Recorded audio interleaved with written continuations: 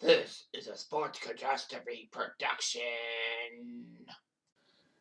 Hey there, ho there. It's Jeff Cutter welcoming you to another Sports Catastrophe on this date. And on this date, December 14th, 1980, two major events happened. Of course, the photo you see is of the one major event, but there was another major event. On this day, November 14th, 1980, it was a Sunday. Sunday. Bloody Sunday. And the New Orleans Saints were really pathetic. They were 0-14. They were in deep trouble. Well, a few weeks prior, when they were 0-12, they were playing the Rams on Monday Night Football on home turf, but the fans were wearing paper bags over their heads. And all that. That actually became the trademark of disgruntled fans in the U.S. across various sports. So it started a trend. Dick Nolan was fired, replaced by Dick Stanfeld. But in week 14, they were actually playing the San Francisco 49ers. They were 0-13 at going to Candlestick Park. They were actually up 35-7, and it looks like the Saints were finally going to win a game for once. Archie Manning had thrown 3 touchdown passes, but somehow Joe Montana, in his second season as Niners quarterback, would lead a rally. And the Niners would win in overtime, 38-35. So the Saints couldn't even score one freaking point. So that 28-point deficit is the greatest comeback in regular season history. Whereas the Bills and Oilers come back when the Bills came back from 32 points in 93, that was in the playoffs. And it looked like the Saints were going to be 0-16. They had to play the New York Jets at Shea Stadium when the Jets were at Shea Stadium. But somehow, in some way, Archie Manning threw a touchdown pass into 46 mile per hour or 74 kilometer per hour winds, if you will, and beat the Jets 21-20. So the Saints finally did it. But they only ended up, that was the only win of the year as they lost to the Patriots at the Superdome. So they were 1-15. They couldn't win a game on home turf, which was shocking. The 1980 Saints were the first team to be 1-15. I know about the 76 Bucks that be winless, but bear in mind the Bucks played in a 14-game season back in 1976. A couple years later, it changed to 16. So anyway, the 1980 Saints were the first team at 1-15. Joining them would be the 89 Cowboys, the 90 Pats, the 91 Colts, the 96 Jets, the 2000 Chargers, the 2001 Panthers, the 2007 Dolphins, the 2009 Rams, the 2016 Browns, and the 2020 Jaguars. Despite that fact, at least the 1980 Saints can take solace in the fact they won a game, whereas the 76 Bucks, the 08 Lions, and the 2017 Browns were all 0-16. So yeah, that was pathetic. Well, the Saints the next year, how did they do the next year? They only won 4 games, and Bum Phillips became the head coach. And it didn't work out that well. But that's not what we're here to talk about. We're here to talk about the Minnesota Vikings against Cleveland Browns. Big game at Metropolitan Stadium, where the Vikings used to play before they went to the Metrodome in 1982. In the cold weather. Cleveland were known as the Cardiac Kids because they had come back from deficits many times. Cleveland had won 10 games coming to this game. They were 10-3 coming in, and the Vikings were 7-6. The Browns knew that a win gets them a playoff berth. The Vikings knew a win would get them the NFC Central. So someone had to win and make the playoffs, in a sense. Well, they could have tied.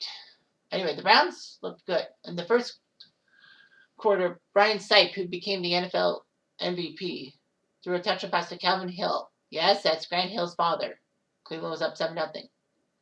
Sipe ran for a touchdown. Unfortunately, Don Cockcroft botched the extra point. Browns were still winning 13-0 at the half, so they were looking good. But the Vikings came alive. Kramer threw a pass to Joe Sensor. Unfortunately, the Vikings kicker Rick Danmeyer missed an extra point of his own. So it's 13-6 Browns. Both teams would kick a field goal, and then Cleo Miller would get a touchdown run early in the fourth quarter to make it 23-9. And it looked like the Browns were going to win and maybe become one of the best teams in. However, the Vikings came back.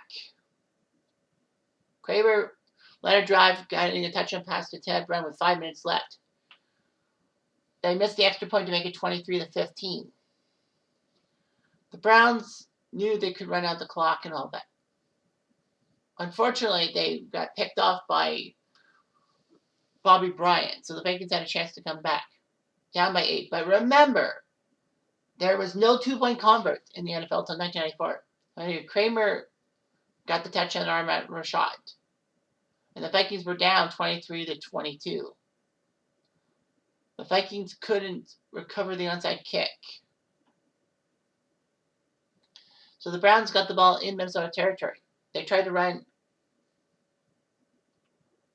out the clock. Unfortunately, there was an illegal motion penalty by the Browns, which negated a Mike Pruitt 5-yard run, which would have given them the first down.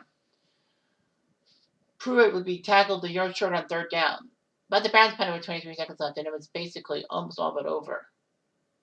The Vikings got the ball back with 14 seconds left at their 20, 80 yards from a touchdown. However, with them down by 1, they probably get 60 yards for the field goal. Now, remember, they had no timeouts. They did a hook and lateral and all that. And Brown did get a 39-yard gain with 5 seconds left. So they were at the Cleveland 41 with 5 seconds left. The Vikings would have to throw a Hail Mary because obviously that would be too much for Danmeyer to kick the field goal. So anyway, on the game's final snap, Bud Grant called Squadron Right, in which 3 wide receivers lined up on the right side of the formation and all to get routes to the end zone. Kramer dropped back and threw a big Hail Mary pass to the right side.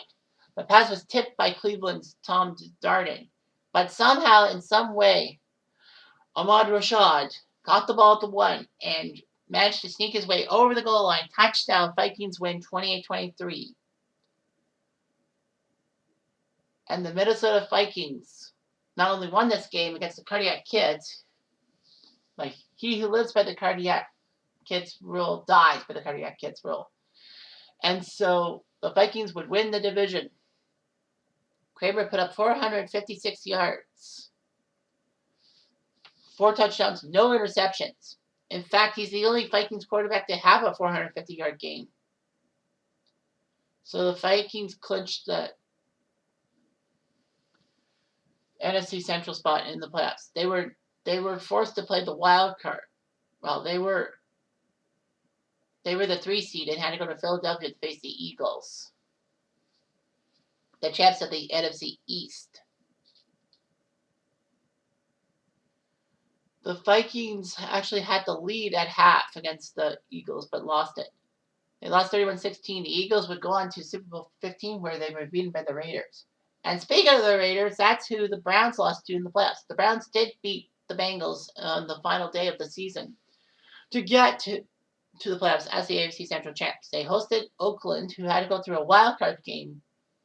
Can't remember who Oakland had to beat in that wild card game, but yeah, Oakland was a wild card team. They had to, because San Diego won the division. So Oakland went into Cleveland. Cleveland got bit by the red right 88 play that Mike Davis caught in the end zone for an interception. Browns couldn't believe their luck. And that started the Browns decent in the 80s, but not getting to the Super Bowl. And the Cleveland Browns franchise has never been to the Super Bowl. The Baltimore Ravens had made the Super Bowl, but the NFL fused the Ravens as a quote-unquote expansion team and the Browns just as suspending operations. There were a lot of Hail Marys and all that, but the Miracle of the Mat was one of the most underrated ones of all time. And I believe it. Anyway, I'm Jeff Diamond. I do.